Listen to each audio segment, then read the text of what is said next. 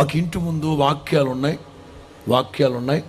పైగా ఆ కుటుంబ సభ్యులు భార్య, భర్త, 2 పిల్లలు, 1 కొడుకు, పిల్లలు 3, మొత్తం 5 కలిసి చిన్న ప్రార్థన చేసుకుంటున్నారు ముసుకేసుకొని. అబ్బా, వీళ్ళని అడిగితే మనకు అడ్రస్ తెలిసిపోద్దని నుంచున్నా.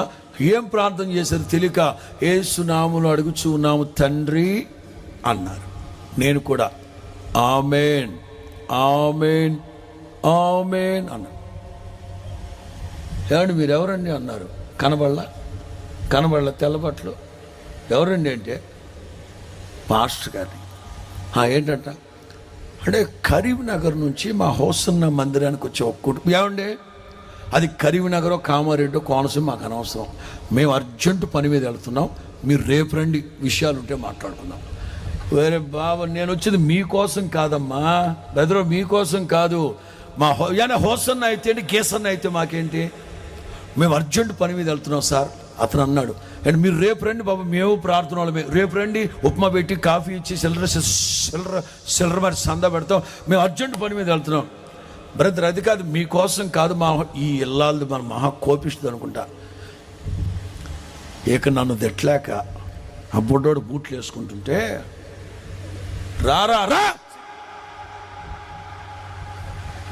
దాని అర్థం ఏంటి, పోరా పో అనలేక ఏముందండి, మనకు సీమ రక్తం ఉంది కదా అని వాళ్ళు 5 వెళ్ళిపోయారు. నేను వరండాలో నుంచున్నా. సేవకుడున్న గౌరవం కూడా లేదు ఈ కుటుంబానికి. దిగా వాళ్ళు వెళ్తున్నారు, నేను సిగ్గు లేకుండా వాళ్ళకి వెళ్తున్నాను. అర్జెంటు పని అంటున్నారు. అసలు సేవకుడితో 2-3 నిమిషాలు మాట్లాడే సమయం కూడా లేనంత అర్జెంట్ ఏమైంటుందబ్బా అనిపించింది. పైగా ఎడంకన్నా ఎదిరింది. ఆడు బుడ్డోడు బూట్లు వేసుకుంటూ ఏడ్చుకుంటూ వెళ్తున్నాడుగా. అన్న అరే అర్జెంట్ పని అంటున్నారు, ఎక్కడికి వెళ్తున్నారా బా. అంత ఏడుపులో కూడా ఆడి మొహం ప్రశాంతంగా వెలిగిపోయింది. మేమా శిలమాకి. అబ్బా అని పిల్లలు అబద్ధం చెప్పరు కదా. మేమా శిలమాకి. వాట్ సినిమా ప్రార్థన, ఒరే సినిమాకి వెళుతూ ప్రార్థన ఏంట్రా అన్న. ఆడికి ముందు వెళ్తుంది ఇంకో పిల్ల పొట్టిది. అంకులో కాళ్ళు ఈడ్చుకొని వెళ్తున్నాం, టిక్కెట్లు దొరకలేదు అనుకో, మరలా ఇంటికి రావాలిగా ఉసూరుమంటూ. అందుకే మేము ప్రార్థన చేసుకున్నాం. ఈ స్కీమ్ ఏదో బాగుంది. ఇంకా అంతా మునిగినోడు చలి ఉందని చెప్పి ఆ పెద్ద పిల్లని అడిగా, మీ మమ్మీ ఏమైనా ప్రార్థన చేసింది, మీ డాడీ ఏమైనా ప్రార్థన చేశారని. పిల్లలు అబద్ధం చెప్పరుగా.